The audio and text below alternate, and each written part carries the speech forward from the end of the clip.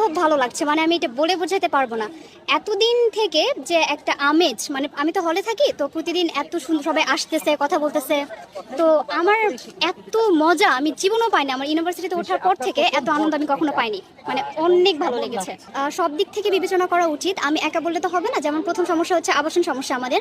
যেমন অনেক স্টুডেন্ট আছে যে বাসায় অনেক বাজে অবস্থা, এখানে এসে হলও পায় না। তো আমি প্রথমেই চাইবো যে আবাসন সমস্যা যদি সমাধান হয়ে যায় তাহলে ইনশাআল্লাহ সবকিছু ঠিকঠাক হয়ে যাবে। না না, একদমই না, এটা কখনোই মনে হয়নি। শিবিরের ভাইরা আমাদের কাছে ভোট চাইতে এসেছে, অনেক বিনয়ীভাবে বলেছে।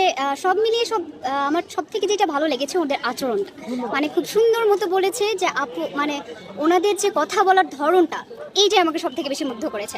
এখন আমি কাকে ভোট দিব এটা বলবো না, যোগ্য কাউকে দিব ইনশাআল্লাহ, তবে ওনাদের ব্যবহার সব মিলে ভালো লেগেছে। যেমন আমরা হচ্ছে গতকালকে আমাদের হলে সবাই মিলে সব দলের আপুরা ছিল। অ্যাকচুয়ালি